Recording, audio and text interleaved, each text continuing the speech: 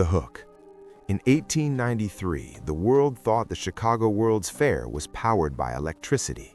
They were wrong. Behind the 200,000 glowing bulbs lay a secret frequency, a signal not meant for light, but for a conversation with something waiting in the dark. This is the story of the man who wired the world and the woman who realized he was trying to wake it up. Chapter 1. The City of White Fire. The year was 1893. Chicago was no longer a city of meat and mud. It had been transformed into the White City, a neoclassical dream of marble and light. To the millions of visitors walking the Midway Plaisance, it was a miracle. To Silas Thorne, it was a giant humming circuit board.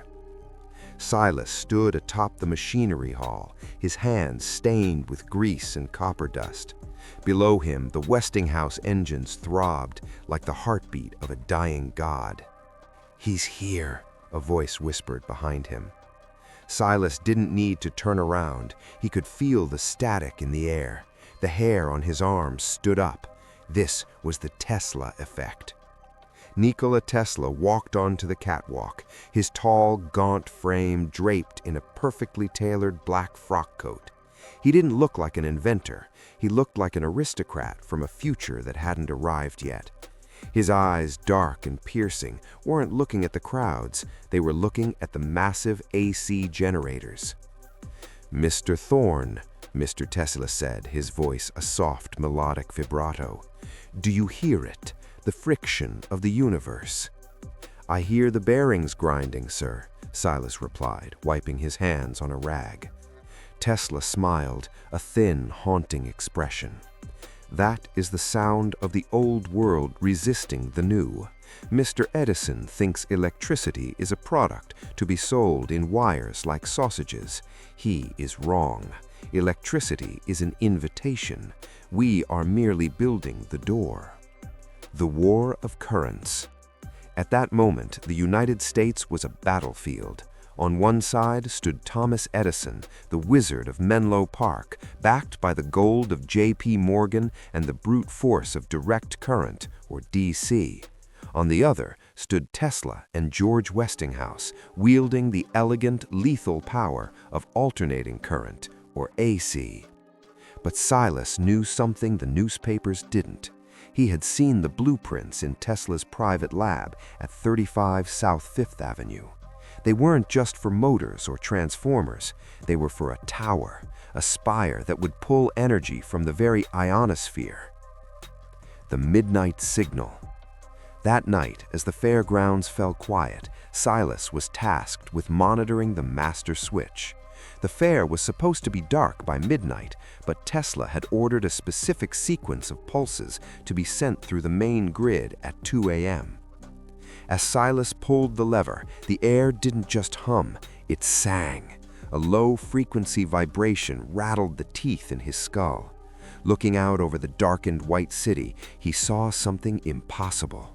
The Great Basin, the massive pool of water at the center of the fair, began to glow. Not from lamps, but from within the water itself. A violet hue, identical to the discharge of a vacuum tube, shimmered across the surface. For 3 minutes, Chicago wasn't being powered by coal. It was being powered by the Earth's own magnetic pulse.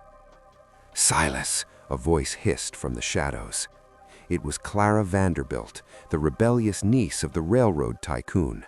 She had been funding Tesla's unmarketable experiments in secret. Her face was pale. "You have to stop him," she whispered, clutching a leather-bound journal. "I found his calculations for the Wardenclyffe project. He's not trying to transmit power. He's trying to send a message, and something just answered." While Tesla dreamed of a wireless world, the bankers dreamed of control. In the smoke-filled rooms of Wall Street, J.P. Morgan watched the rise of AC power with growing dread. If power was free and wireless, how could you put a meter on it? How could you own the sun?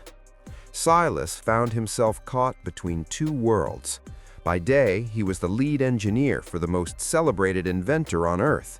By night, he was a spy, meeting Clara in the fog-drenched corners of Jackson Park.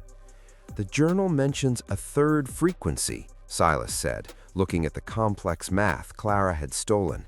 "It's not AC or DC, it's biological." Tesla believes the human brain is just another receiver. He thinks that with the right resonance, he can synchronize every mind in America. One pulse, one thought, total harmony, or total silence. As they spoke, a black carriage pulled up.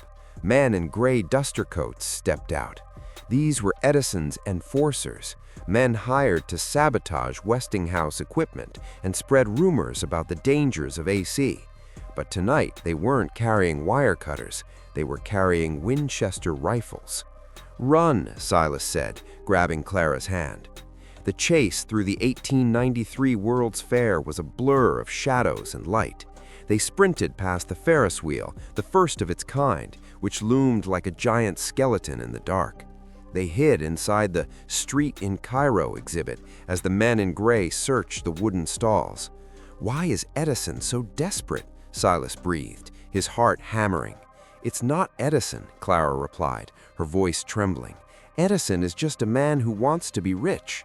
The people behind him, they are afraid of what Tesla has tapped into. They call it the velvet current. It's the energy that existed before the stars, and Tesla just turned the dial." Chapter 3. The Secret of the Wardenclyffe. The story shifts from the glittering lights of Chicago to the desolate shores of Long Island, New York. Here, Tesla would eventually build his greatest triumph and his greatest failure, Wardenclyffe Tower. But the history books say the tower was destroyed because Tesla ran out of money. The truth Silas discovered was much darker. As Silas worked on the mounting of the massive copper dome atop the tower, he realized the bolts weren't holding the structure together. They were sensors. The entire tower was a giant tuning fork. One evening, Tesla called Silas to the base of the tower. The air smelled of ozone and salt. "They think I am a madman, Silas," Tesla said, his eyes reflecting the purple sparks dancing off the coils. "They think I want to give the world free light. But look at them. They use my light to work longer hours in factories. They use my motors to build weapons. Humanity is not ready for the light. They need the truth." Tesla handed Silas a pair of specialized goggles. Through the lenses, the world changed. The air wasn't empty. It was filled with swirling ribbons of golden energy, connecting every tree, every person, and every cloud.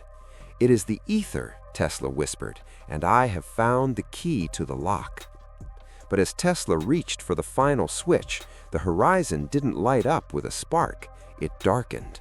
A massive, silent shadow moved across the Atlantic Ocean, visible only through the goggles. It was responding to the tower. Silas realized Clara was right. Tesla hadn't built a lamp. He had built a lighthouse, and something out there in the vast, cold vacuum of space had been looking for a shore to land on. Why this story resonates with a USA audience? Historical icons. It uses figures like Tesla, Edison, and J.P. Morgan, who are legendary in American history. The underdog theme. Americans love the story of the brilliant outsider, Tesla, fighting the corporate machine, Edison or Morgan. Mystery and sci-fi. It blends real historical facts, the 1893 World Fair and Wardenclyffe, with what-if science fiction elements. Gilded Age aesthetics. The contrast between the extreme wealth of the 1890s and the grit of the Industrial Revolution is a popular setting, similar to The Prestige or The Devil in the White City.